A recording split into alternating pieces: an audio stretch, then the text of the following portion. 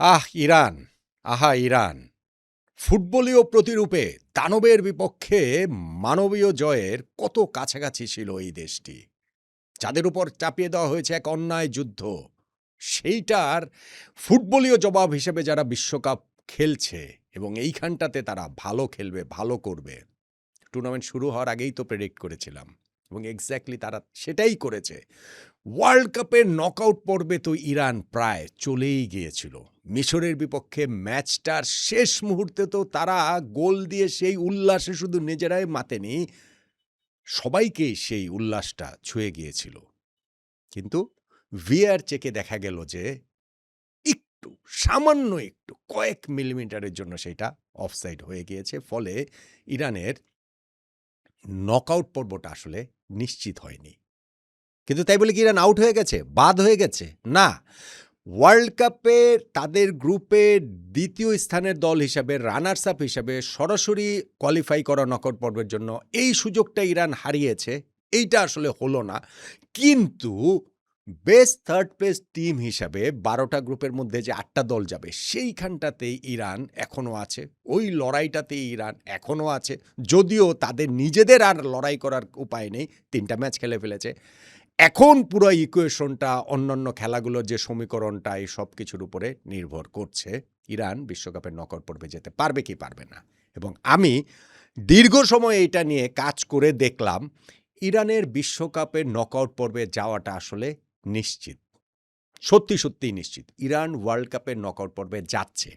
যদি না যেতে পারে তাহলে এতগুলো রেজাল্টকে এক হতে হবে, ওইটাকে আসলে ঠিক কাকতালীয় বলার উপায় থাকবে না। ওইটা আমার কাছে মনে হয় যে ধরেন ডোনাল্ড ট্রাম্পের নির্দেশে যদি শুধুমাত্র হয় যে না, ইরানকে ওয়ার্ল্ড কাপের নকআউট পর্বে খেলতে দেয়া যাবে না। ওয়ার্ল্ড কাপে খেলেছে, তাদের দেশে গিয়ে খেলেছে, কিন্তু নকআউট পর্বে খেলতে, তা না হলে ইরানের ওয়ার্ল্ড কাপের নকআউট পর্বে খেলাটা ঠেকানো যাবে বলে আমার কাছে মনে হয় না। ওয়ার্ল্ড কাপের নকআউট পর্বে ইরান নিশ্চিতভাবেই খেলছে। ইকুয়েশন অন্ততপক্ষে সে কথাটাই বলছে। কিভাবে? ওই আলোচনাটাই আপনাদেরকে ক্লিয়ারলি বুঝিয়ে দিচ্ছি। বিশ্বকাপে আমার প্রিয় দল ইরান। এই ঘোষণাটা তো অনেকেই দিতে পারেন। যার কথা বলছি ফেসবুক স্ট্যাটাস দেওয়ার মাধ্যমে ঘোষণাটা দিয়েছেন, তার নাম ডক্টর আসিফ নজরুল, বাংলাদেশের অন্তর্বর্তীকালীন সরকারের যুব ক্রীড়া মন্ত্রণালয়ের উপদেষ্টা। আর অনেক কিছু ছিলেন, আমি যেহেতু স্পোর্টসের সেই জায়গাটার কথা বলছি। যিনি ওই দায়িত্বে থাকাকালীন সময়ে বাংলাদেশ টি-20 বিশ্বকাপ খেলতে যায়নি। ভারতের সাথে বাংলাদেশের যুদ্ধ চলছিল না, কিন্তু ডক্টর আসিফ নজরুল এবং তাদের রাজনৈতিক ফায়দা হাসিলের জন্য বাংলাদেশকে টি-20 বিশ্বকাপ খেলতে দেওয়া হয়নি। আমি একটা ভিডিও করেছিলাম যে ইরানের লোকজনের কি আসলে দেশপ্রেম নেই? তাদের কি জাতীয়তাবাদের বিরুদ্ধে লড়াই থেমে গেছে? তাদের ওই একজন ডক্টর আসিফ নজরুলের অভাবে, একজন আমিনুল ইসলাম বুলবুলের অভাবে, সেই দেশে এরকম ক্রীড়ামন্ত্রী নেই বলে, সেই দেশের ফুটবল ফেডারেশনের প্রেসিডেন্ট আমাদের ক্রিকেট বোর্ড প্রেসিডেন্টের মতো নাই বলে ইরান আজকে হচ্ছে গিয়ে বিশ্বকাপ খেলতে যাচ্ছে। ভাই, বিশ্বকাপ ফুটবল সেটা তো খেলবেই ইরান, এবং তারা খেলে মাঠের ফুটবলে যে তারা এটা দেখে দিবে, আমি সেটা প্রেডিক্ট করেছিলাম। ইরান সেটা গ্রুপ পর্বের খেলাগুলোতে প্রমাণ করেছে। আর আমাদেরকে যে খেলতে দেওয়া হয়নি, সেইখানটাতে এই ক্রিকেট কালপ্রিটদের ভূমিকাই মূল। এবং কত বড় নির্লজ্জ ডক্টর আসিফ নজরুল এখন ফেসবুকে স্ট্যাটাস দেন যে বিশ্বকাপে তার প্রিয় দল ইরান। কিন্তু যেই কাজটা তিনি বাংলাদেশ ক্রিকেটের সঙ্গে করেছেন, ইরানের সঙ্গে থাকলে তিনি কিন্তু আসলে ইরানকে বিশ্বকাপ খেলতে দিতেন না, নিশ্চিতভাবে দিতেন না। যুদ্ধ করছে আমেরিকার সঙ্গে, একটা অন্যায় যুদ্ধ তাদের উপরে চাপিয়ে দেওয়া হয়েছে, তারপরে তারা স্পোর্টস দিয়ে জবাব দিতে চেয়েছে। ডক্টর আসিফ নজরুল আমাদেরকে সেরকম কোনো কিছু করতে দেননি, বরং তাদের ওই রাজনৈতিক ফায়দা হাসিলের জন্যই বাংলাদেশকে বিশ্বকাপটা কষ্ট করা হয়েছে। এবং নির্লজ্জের মতো এখন আবার ঘোষণা দিচ্ছেন ইরান তার বিশ্বকাপে প্রিয় দল। ডক্টর আসিফ নজরুলের প্রিয় হতে হবে না, ইরান বিশ্বকাপে অনেকেরই প্রিয় দল। যাই হোক, সেটা অন্য আলোচনা। এখন সেই ইরানের ওয়ার্ল্ড কাপে নকআউট পর্বে যাওয়াটা তো নিশ্চিত হলো না, কিন্তু আমি বলছি যে নিশ্চিত সেইটা। ইকুয়েশন সেটা বলছে। ইকুয়েশনটা যদি আমরা একটুখানি দেখি তাহলে কি দেখতে পাই। বিশ্বকাপে এইবার ৪৮টা দল খেলছে ১২টা গ্রুপে ভাগ হয়ে। প্রতিটা গ্রুপের চ্যাম্পিয়ন, রানার্স আপ ১২ দুগুণে ২৪টা দল নকআউট পর্বে সরাসরি চলে যাবে। সঙ্গে এই ১২টা গ্রুপে যে তৃতীয় হবে ১২টা দল, ওর মধ্যেও ৮টা দল নকআউট পর্বে যাবে রাউন্ড অফ 32-তে, ওই ২৪-এর সঙ্গে গিয়ে তারা অ্যাড হবে। এখন ওই যে ৮টা দলের মধ্যে ইরানকে থাকতে হবে। ইরানের পয়েন্ট আমি বলে দিলাম, এবং সেইখানটাতেই ইরান আসলে কিভাবে থাকতে পারে। এই মুহূর্তে যে নাম্বার 3-র যে টেবিলটা রয়েছে, র্যাঙ্কিংটা রয়েছে, সেইখানে ইরান রয়েছে ৬ নাম্বারে। তাদের ৮-এর মধ্যে থাকলেই কাজের কাজ হয়ে যাবে। দেখেন এইখানটাতে যারা এই পয়েন্ট টেবিলটা যদি আমরা দেখি, র্যাঙ্কিংটা নাম্বার 3-তে যারা রয়েছেন তাদের মধ্যে Sweden, Ecuador, Bosnia and Herzegovina এবং প্যারাগুয়ে এই 4টা দলেরই 4 পয়েন্ট করে আছে এবং 4টা দলেরই নকআউট পর্ব নিশ্চিত হয়ে গেছে। সেনেগালের 3 পয়েন্ট আছে কিন্তু গোল ডিফারেন্সে এগিয়ে থাকে এবং অন্যান্য ইকুয়েশন মিলিয়ে তারাও নকআউট পর্বটা নিশ্চিত করে ফেলেছে। তার মানে Sweden, Ecuador, Bosnia and Herzegovina, Paraguay, Senegal এই 5টা দলের বেস্ট র্যাঙ্ক থার্ড টিম হিসেবে নকআউট পর্ব নিশ্চিত হয়ে গেছে। বাকি আছে 3টা স্পট এবং সেই 3টা স্পটের মধ্যেই ইরানকে একটা স্পট নিতে হবে। এই তো একটা ইকুয়েশন। ওকে, এখন দেখেন এ গ্রুপের যে 3 নাম্বার দল দক্ষিণ কোরিয়া তাদের 3 পয়েন্ট, গোল পার্থক্য -1। সি গ্রুপের যে 3 নাম্বার দল স্কটল্যান্ড তাদের 3 পয়েন্ট, গোল পার্থক্য -3। আর এইচ গ্রুপের যে 3 নাম্বার দল উরুগুয়ে তাদের 2 পয়েন্টেই ইরানের চেয়ে পিছিয়ে আছে। ফলে এই 3টা দলকে কিন্তু অলরেডি ইরান পেছনে ফেলে দিয়েছে। এই গ্রুপের 3 নম্বর দল কোরিয়া 3 পয়েন্ট তারা বাদ, কেননা গোল পার্থক্য ইরানের হচ্ছে গিয়ে 0, তাদের হচ্ছে গিয়ে -1। সি গ্রুপের স্কটল্যান্ডেরও 3 পয়েন্ট সমান ইরানে, কিন্তু গোল পার্থক্য স্কটল্যান্ডে -3 আর ইরানে হচ্ছে গিয়ে 0, অতএব তারা এই জায়গাটাতে ইরানে গিয়েছে। আর এইচ গ্রুপের উরুগুয়ের তো পয়েন্টই তাদের চকম। তার মানে 3টা গ্রুপকে কিন্তু পেছনে অলরেডি ইরান ফেলে দিয়েছে। 5টা কোয়ালিফাই করে ফেলেছে, 3টাকে পেছনে ফেলে দিয়েছে, 5, 3, 8 বাকি থাকে আর 4টা গ্রুপ এবং সেই 4টা গ্রুপের মধ্যে একটা দল আসলে যাবে। ইরানের ওই বাকি 3 গ্রুপের তৃতীয় স্থান অর্জনকারী যেই দল রয়েছে তাদের মধ্যে আর একটা দলকে যদি পেছনে ফেলতে পারে, একটা গ্রুপের কোনো একটা তৃতীয় স্থানের দলকে পেছনে ফেলতে পারলে ইরান আসলে চলে যাবে।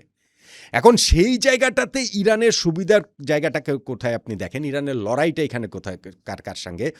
জি গ্রুপে তো ইরান এখানে তৃতীয় হয়েছে, যে গ্রুপে মানে আর্জেন্টিনার যেই গ্রুপ সেই গ্রুপে অস্ট্রেলিয়া কিংবা আলজেরিয়া এই 2টা দলের একটা দল তৃতীয় হবে। এই গ্রুপটার সঙ্গে ইরানের লড়াই। কে গ্রুপে কঙ্গো বা উজবেকিস্তান, এবং সেখানে বেসিক্যালি কঙ্গো, কারণ উজবেকিস্তানকে ইরান টেকনিক্যালি না হলেও আসলে বাস্তব অর্থে পেছনে ফেলে দিয়েছে, কিভাবে আমি সেটা বলছি।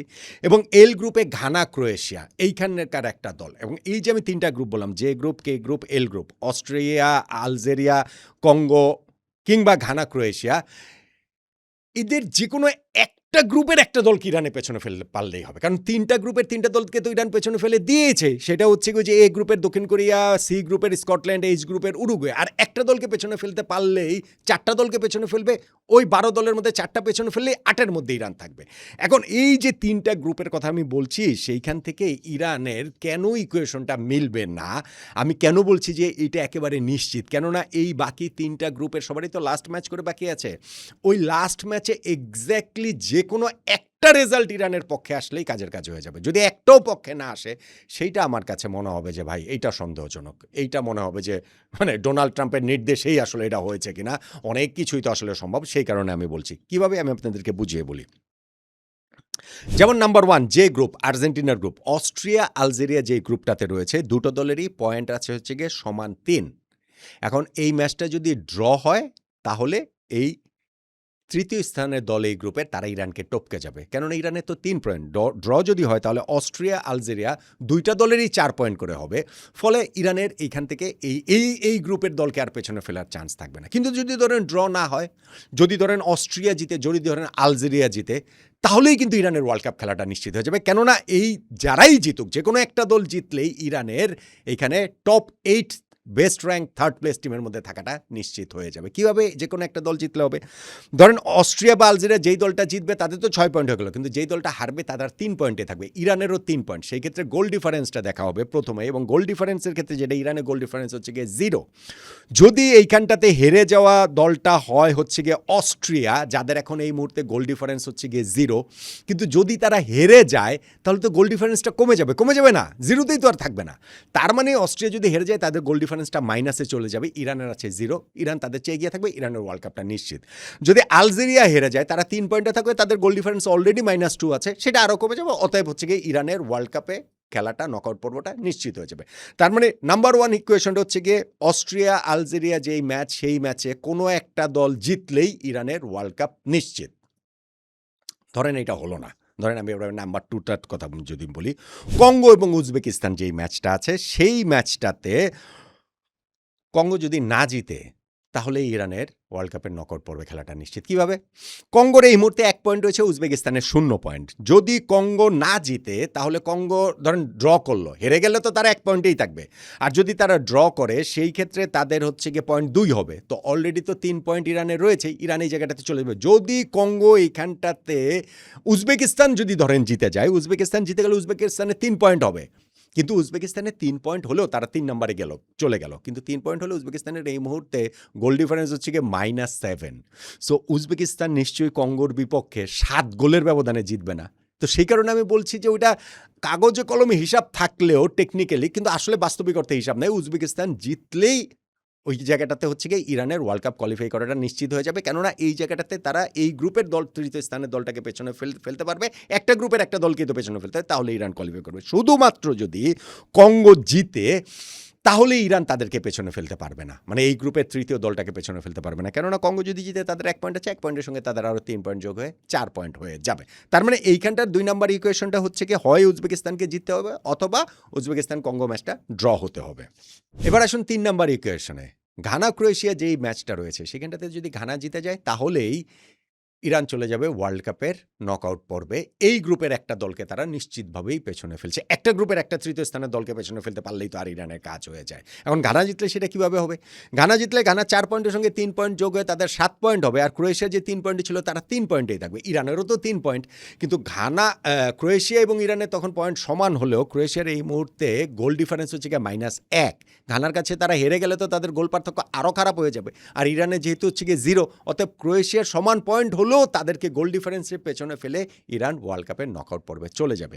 কিন্তু যদি এইখানটা তো অন্য রেজাল্টগুলো হয়, ধরেন যদি ড্র হয় কিংবা যদি ক্রোয়েশিয়া জিতে, তাহলে ইরান এই গ্রুপের দলকে পেছনে ফেলতে পারবে না। এই হচ্ছে গিয়ে মোটা দাগে ইকুয়েশন। ইকুয়েশনটা শুনে আপনার কি মনে হচ্ছে না যে ইরানের নকআউট পর্ব খেলাটা আসলে নিশ্চিত? মানে কাগজে কলমে নিশ্চিত না হলেও বাস্তবের হিসাব নিকাশে এত কিছু কাকতালীয়ভাবে মিলে যেতে পারে না ফুটবলীয় হিসাবে। ইরানের তাই ওয়ার্ল্ড কাপের নকআউট পর্বে খেলাটাকে আমি নিশ্চিতভাবেই দেখতে পাচ্ছি। কেননা ধরেন এখানে তৃতীয় স্থান অর্জনকারী 12 গ্রুপের যে 12টা দল, তার মধ্যে 5টা দল সুইডেন, ইকুয়েডর, বসনিয়া, প্যারাগুয়ে এবং সেনেগাল এর মধ্যেই নিশ্চিত করে ফেলেছে নকআউট পর্বে খেলাটা। 3টা দল এ গ্রুপের দক্ষিণ কোরিয়া, সি গ্রুপের স্কটল্যান্ড এবং এইচ গ্রুপের উরুগুয়ে, তাদেরকে অলরেডি ইরান পেছনে ফেলে দিয়েছে। ওই দলগুলোর ম্যাচ শেষ, ফলে ওইখানটা তার অন্য কোনো হিসাব নিকাশের জায়গা নেই। 5টা দল কোয়ালিফাই করে ফেলেছে, 3টা দলকে ইরান পেছনে ফেলে দিয়েছে। তার মানে যে 6, 7, 8 বাকি 3টা স্পটের জন্য 4টা দলের লড়াই, মানে 4টা গ্রুপের লড়াই, 4টা দল না, ইনফ্যাক্ট 4টা গ্রুপের লড়াই রয়েছে তৃতীয় স্থানের। এবং সেইখানটাতে বাকি 3টা গ্রুপের মধ্যে যে কোনো একটা গ্রুপের যে কোনো একটা দলকে ইরান পেছনে ফেলতে পারলেই ওয়ার্ল্ড কাপটা নিশ্চিত হয়ে যাবে। এবং সেইটা আমি যেই ইকুয়েশনটা দিলাম সেই ইকুয়েশনে নিশ্চিত না হওয়ার, ওয়ার্ল্ড কাপের মানে নকআউট পর্ব ইরানের না খেলার আসলে কোনো রকম কোনো কারণই নাই। যদি না এইখানটাতে আমেরিকার হিসাব নিকাশ চলে আসে, যুক্তরাষ্ট্রের হিসাব নিকাশ চলে আসে, ইরানের বিরুদ্ধে যে অন্যায় যুদ্ধটা তারা চাপিয়ে দিয়েছিল সেই যুদ্ধের ফুটবলীয় প্রতিশোধের হিসাব নিকাশ আসে যে ইরানকে ওয়ার্ল্ড কাপের নকআউট পর্বে খেলতে দিব না, তাহলেই কেবলমাত্র ওই যে আমি 3টা গ্রুপের সবগুলো ম্যাচের রেজাল্ট সব মিলে যেতে পারে। তা না হলে ইরানের এই ওয়ার্ল্ড কাপের নকআউট পর্বে ইরান খেলবে। পার্সিয়ান লায়নদের গর্জন, পারস্য সিংহের গর্জন আমরা নকআউট পর্বেও শুনতে পারবো। এবং সেই জায়গাটাতে দানবের বিপক্ষে মানবিকতার জয়ের আরও একটা নিশান ইরান উড়িয়ে বিশ্বকাপ ফুটবলের নকআউট পর্বে চলে যাবে নিশ্চিতভাবেই। সেইখানটাতে এই ডক্টর আসিফ নজরুলদের মতো কপট ভণ্ডদের আলগা ভালোবাসার, লোক দেখানো ভালোবাসার আসলে প্রয়োজন হবে না। ইরানের জন্য এমনিতেই মানবতার ভালোবাসা রয়েছে। নকআউট পর্বে ইরানকে তাই আমি দেখছি।